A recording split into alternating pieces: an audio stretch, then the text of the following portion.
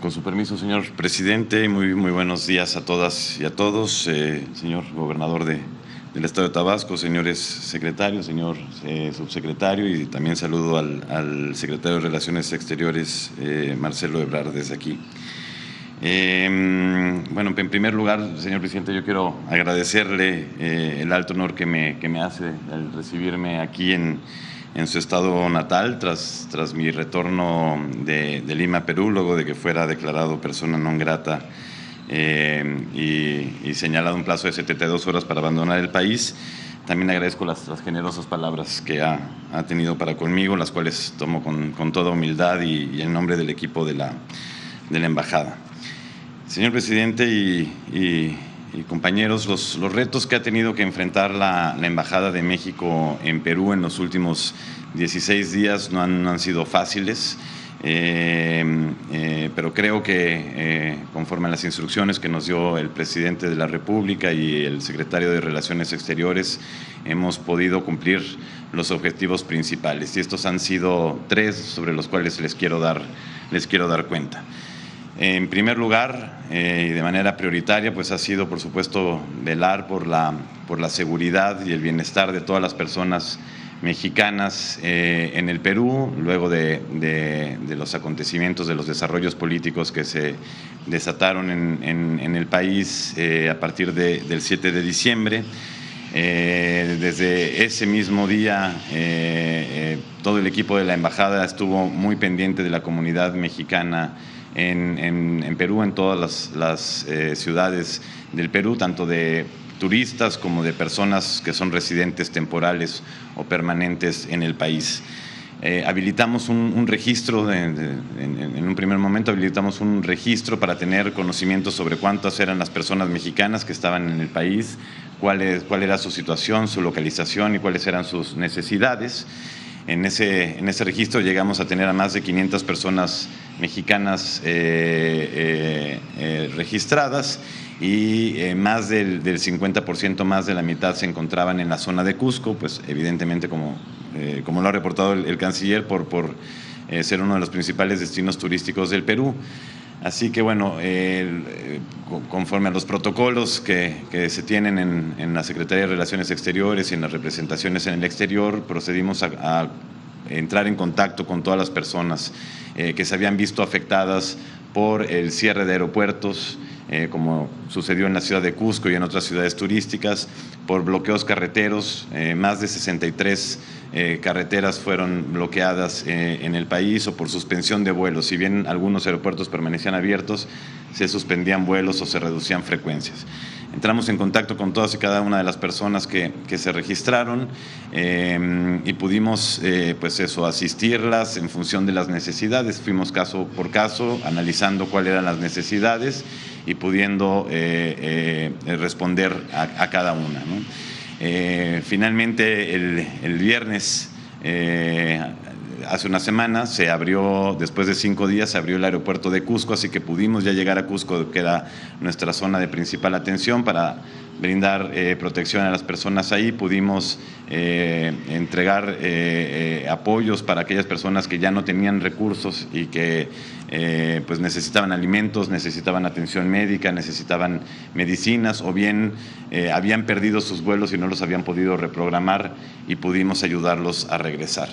Al día de hoy, nuestro cálculo, nuestra estimación es que ya más del 90% de este universo del cual les platicaba, de más de 500 personas, ha podido regresar a México, o bien se encuentra en Lima, próxima a regresar a México, o quedándose unos días más en condiciones de seguridad. Entonces, ese primer objetivo de estar cerca de nuestra comunidad, de protegerlos, de asistirlos, pudimos cumplirlo.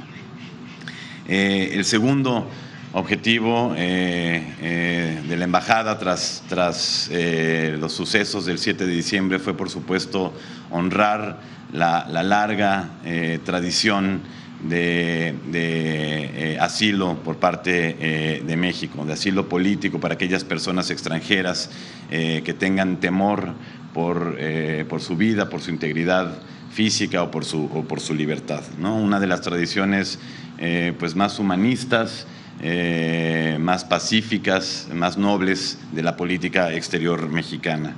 Y así lo pudimos hacer. Como ustedes saben, el presidente Castillo solicitó asilo.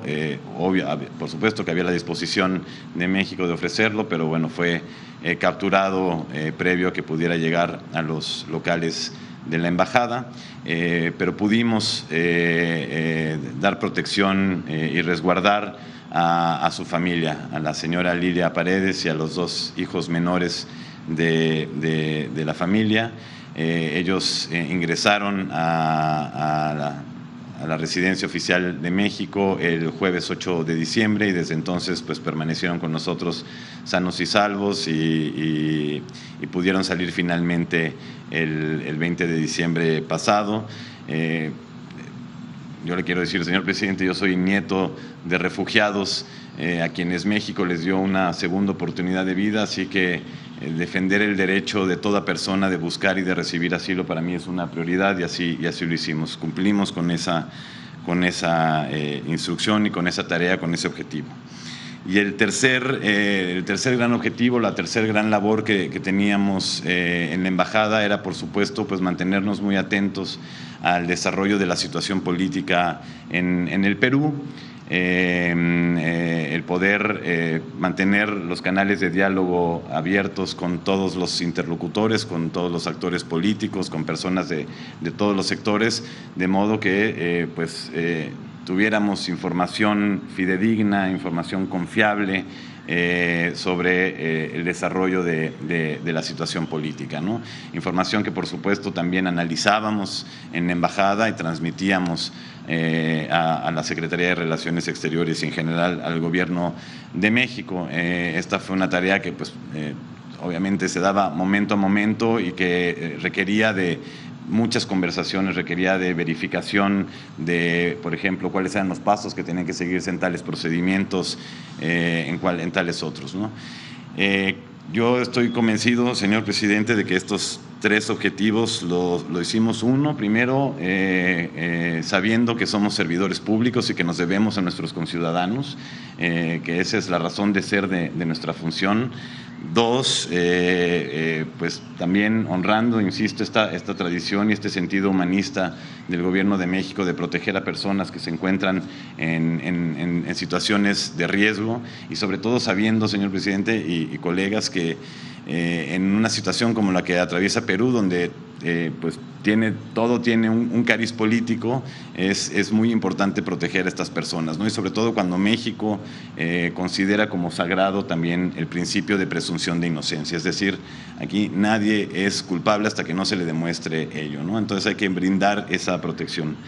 Y 3, señor presidente, logramos estos objetivos con la firme convicción y apostando siempre a la diplomacia y al diálogo como herramientas, como medios para manifestar las preocupaciones que tenemos, manifestarlas de manera respetuosa y sin intervenir en los asuntos internos, pero no dejar de manifestar preocupaciones legítimas que se tienen sobre una situación política como la que sucede en Perú y tratar de resolver aquellas diferencias que pueda haber, y eso es algo que siempre ha hecho en la Embajada de México en el Perú y por supuesto la Cancillería y el Gobierno de México.